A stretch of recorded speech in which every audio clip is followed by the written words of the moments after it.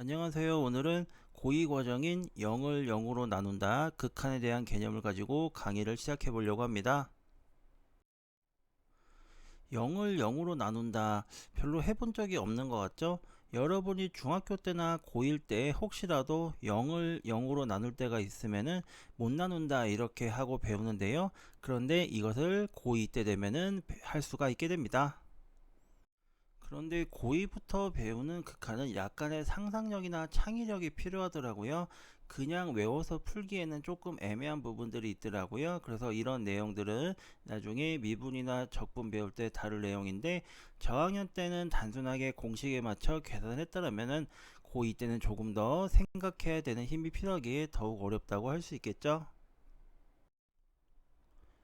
네, 그래서 오늘 강의 같은 경우는 조금 수학적 지식이 필요합니다. 그래서 어려운 지식이 아니기에 중학교 정도 내용을 안다면 풀 수 있는데요.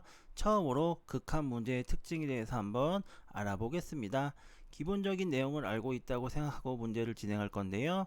리미트 x가 0으로 갈 때 저러한 식을 극한을 한번 풀어봐라 이렇게 할 때 보통은 여러분들이 x에 0을 대입하게 되는데요. 아래에 0을 대입하고 위에다 0을 대입해봐도 0 나누기 0이라 여러분이 나눌 수가 없습니다. 그래서 이쪽 부분은 단순 대입만으로는 풀 수가 없겠죠.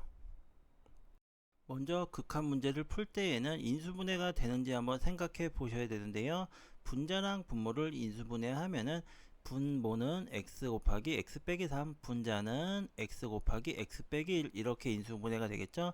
그러면은 x가 위아래 있으니까 약분이 되는 것이 있을 겁니다. 그러면 그거를 지워주시고 그 상태에서 x에 0을 대입하면은 마이너스 3분의 마이너스 1 결국 3분의 1이라는 결과를 얻을 수가 있습니다.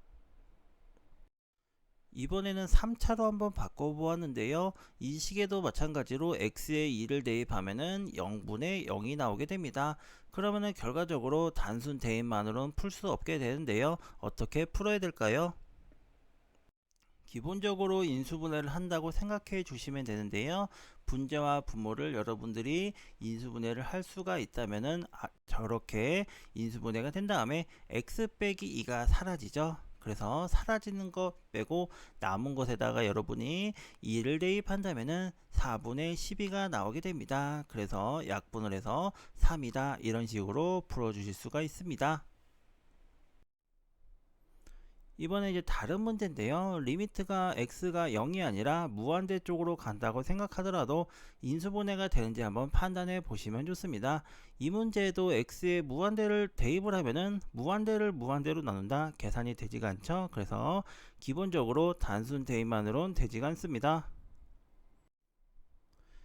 그런데 이렇게 무한대로 갈 때는 보통 최고차항인 차수를 x제곱으로 나누면 되는데요.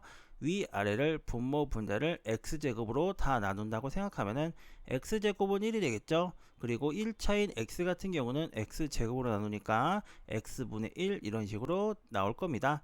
이 상태에서 여러분들이 x의 무한대를 대입을 한다면은 무한대분의 1 같은 경우 무한대분의 3 같은 경우는 0으로 수렴하게 되겠죠. 그래서 0이 되면서 결국에는 1분의 1 그래서 1이 나오게 됩니다. 그래서 여러분들이 문제를 풀어보면은 분모와 분자의 최고차항의 차수가 같으면은 앞에 있는 개수로 비교할 수 있다 이렇게 외워서 풀기도 하지만은 이런 이론이 있으니까 꼭 이렇게 한번 해보시길 추천드립니다.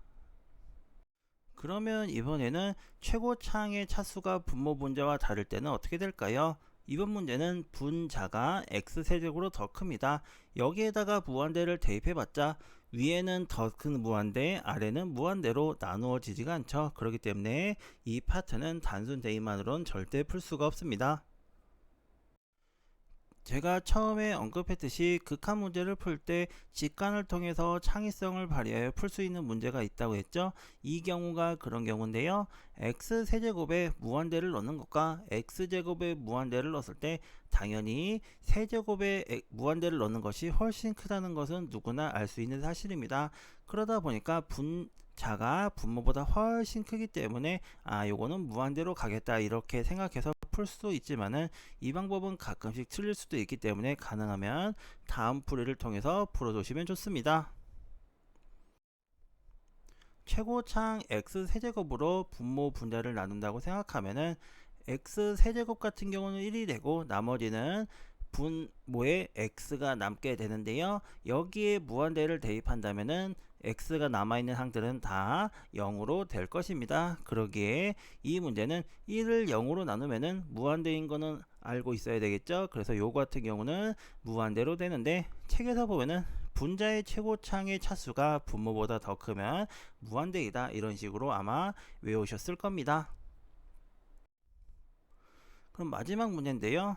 이번에는 분모가 더 큰 경우에는 어떻게 될까요? 여기에도 마찬가지로 무한대를 대입했다고 생각하면은 분자보다 분모가 훨씬 더 큰 무한대라고 생각을 하실 수가 있겠죠.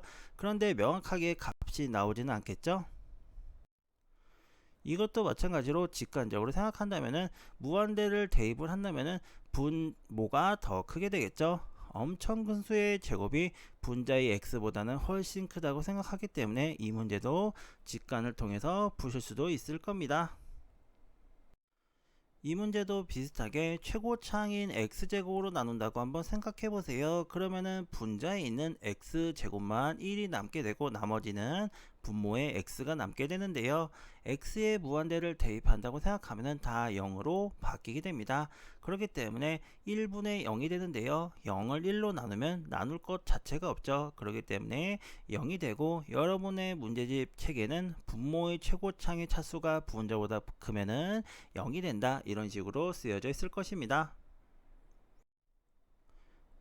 이 부분의 경우는 다양한 경우가 많기 때문에 이것보다 더 많은 경우가 존재합니다. 그래서 단순하게 이거는 이거다 이렇게 외워서는 풀 수 없는 문제들이 많습니다. 그렇기 때문에 오늘 다룬 4가지 외에도 다양하게 문제 경험을 통해서 외우기보다는 푸는 방법을 익숙해지는 것을 추천드립니다.